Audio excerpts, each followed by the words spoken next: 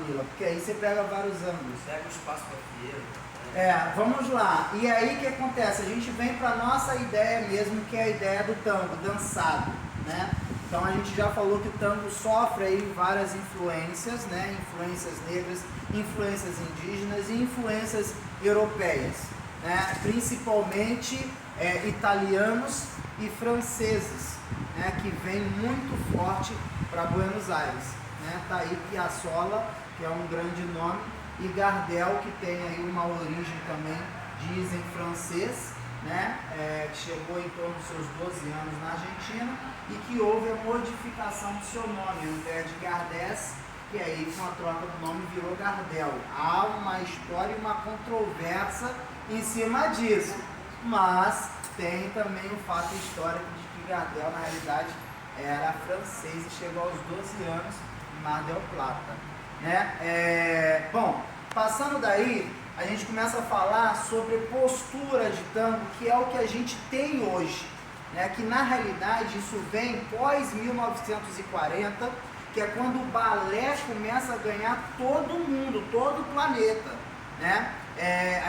A forte influência do balé também entra no tango, porque até então o tango ele era dançado com uma postura muito arcada, muito para baixo, muito para o chão, ainda com essa influência dos negros e dos indígenas, né?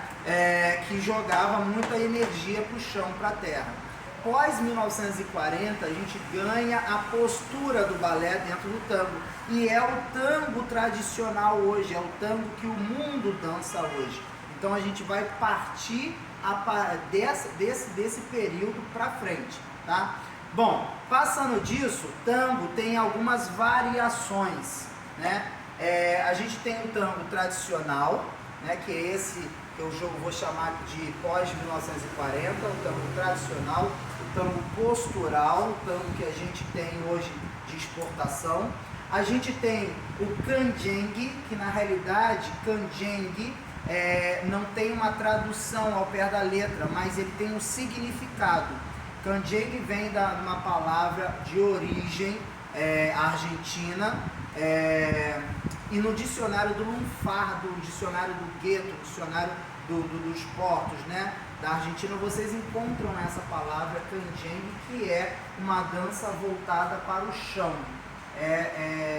A dança canjengue, a gente consegue pegar essa estrutura corporal um pouco para baixo, um pouco mais arcada, mais curvada, em películas, em filmes de Carlos Gardel.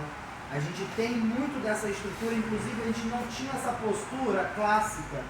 A mão do cavaleiro, a mão da dama era para baixo, né, junto com o corpo, e a dança era uma dança muito pesada, sem essa transferência toda minuciosa que a gente trabalha hoje de peso. Exatamente. E aí o que acontece? Nesse inteirinho aí, próximo de 1890 a 1920, 1930, esse tipo de se dançar, de como se dançava, era muito forte, né? Era o que se tinha como tango da época, tá? E que a gente chama de canjengue, ou alguns vão chamar de tango original, tango raiz, tango de época. Tudo isso vocês podem ouvir por aí, tá? Só que lá atrás também, ainda com uma forte influência, principalmente dos negros cubanos, né, e africanos, a gente tem o que? A nossa milonga. E aí a milonga argentina, ela já vem com essa estrutura da dança 2. Mas milonga também era dançada nos guetos africanos, nas concentrações dos negros, né? E era uma dança também africana, e era uma dança cubana, né? Dos negros cubanos. Então, essa milonga, né, de origem cubana aí, vem para a Argentina e começa a ganhar essa dança A2 que a gente tem hoje também como milonga. Milonga é um ritmo um pouco mais acelerado, um pouco mais dinâmico, um pouco mais, inclusive, que nós brasileiros falamos que é o forró do tango, porque ele dá vontade literalmente de você sacudir o corpo todo. né? Essa estrutura da milonga era de fato as danças negras, onde eles soltavam as alegrias, as poucas alegrias que eles ainda conseguiam manter, né? Além dos seus rituais, né? A gente sabe que os negros foram impedidos de fazer os seus movimentos religiosos, né? Na escravidão, e a dança era uma maneira deles conseguirem fazer os seus rituais sem que os senhorios tomassem conhecimento que aquilo dali na realidade era uma invocação da sua própria religião, né? Bom, passando daí, a gente começa após 1940 e em algum momento nós tivemos uma ditadura muito grande em Buenos Aires e que se foi proibido de se falar, de se tocar, de se dançar. E aí, claro, evidente, as pessoas migraram para as províncias, para os guetos, para os portos, né? E para aquelas confiterias que tinha aquelas saletas escondidas, onde se faziam as reuniões políticas. Ali também se tinham as concentrações dos grandes maestros, dos grandes dançarinos daquela época, né? Para desenvolver a dança. E aí vem também um mito, talvez, de que a dança tango foi se desenvolvida em prostíbulos. Na realidade, na minha ideia, no meu conhecimento de estudos, o que eu consegui perceber é que a dança era desenvolvida na capital por homens, maestros, né? E na realidade dali, depois que eles desenvolviam o que eles queriam, eles levavam isso para os bordéis para tentar colocar isso a dois, em casal, tá? Então assim, houve sim um período onde que o tango era dançado entre cavalheiros, né? E houve-se o período também de que o tango teve lá o seu desenvolvimento nos bordéis, mas não porque ele nasceu num bordel, né? Ou não porque ele nasceu com dois homens, não é isso, é porque naquele momento a escassez feminina era muito grande, a gente estava num ato militar, então o tango era muito dançado em bordéis, nos portos, quando chegavam os navios, e também dançado nos quartéis, tanto que a gente tem muito pelo período de 1930 a 35, marchas tangueiras bem com características das marchas de quartéis, né? Bem pelo período. Então tem isso daí da questão de se dançar tango entre homens, de se dançar tango em bordéis, mas tem um fundamento em cima disso. Não é que o tango nasceu ali. O tango teve um período de desenvolvimento nesses locais pela escassez e pela proibição de se fazer isso na capital, tá? Bom, passando disso, o que era muito bem visto, bem quisto pela sociedade, eram as danças de corte.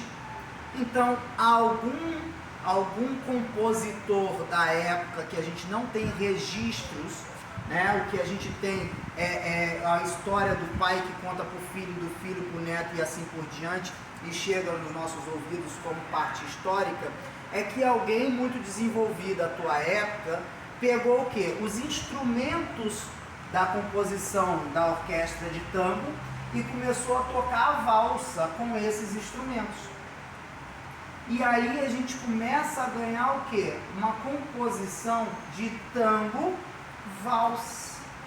Porque o andamento era a valsa, mas toda a estrutura era de tango. Então a gente ganha o tango valsa. E aí a gente tem o tango valsado. Para quem é do métier do tango, só a palavra em espanhol vals, a gente já sabe que a gente está falando de tango vals, né? Quando a gente quer falar de valsa, valsa vienense, valsa austríaca, aquela valsa tradicional europeia, a gente fala tango, valsa ou valsa para falar que é da valsa, né? Então vals, V-A-L-S, é tango valsa, e aí a gente já sabe. Eu vou colocar tudo um pouquinho para a gente ter uma ideia desses ritmos, tá?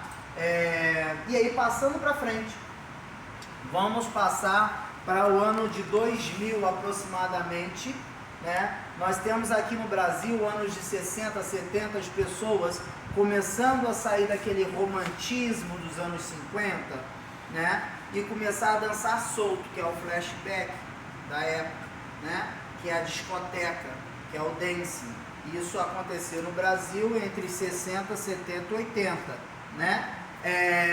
Em Buenos Aires também teve esse processo da dança solta.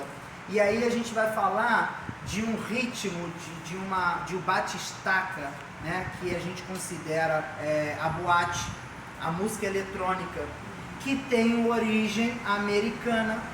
E aí, o ano aproximadamente de 2000, ganha-se o mundo todo esse batistaca, e as pessoas literalmente param de aprender a dançar a dois para dançar literalmente sozinhos, né?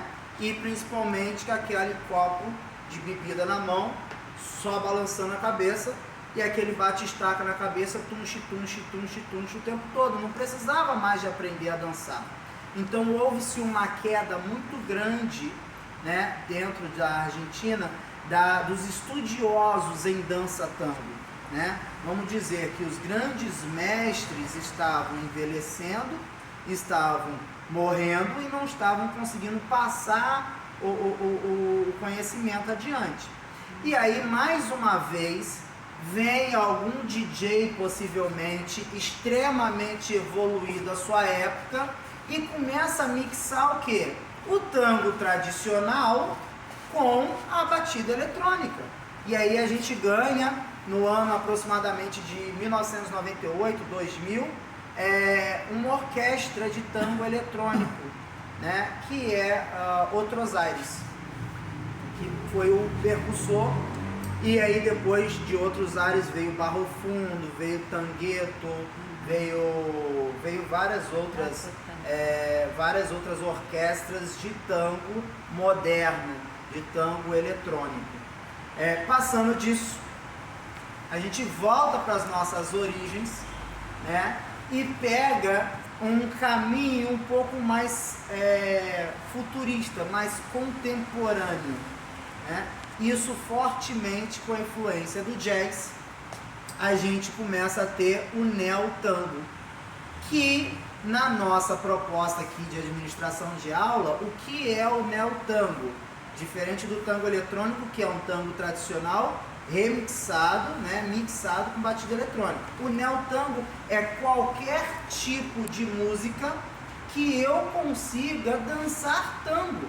Então, se eu pegar uma marcação que me dê uma estrutura de pisada tangueira, eu posso pegar uma música e dançar tango nela. Uma música muito legal é Tango Tis Nefelis, que é uma música grega, cantada por Lorena McKennitt, e que fez muito sucesso dentro dos salões, principalmente os brasileiros, né? Que é um neo-tango, tá? Bom, pode dar pausa, Mila.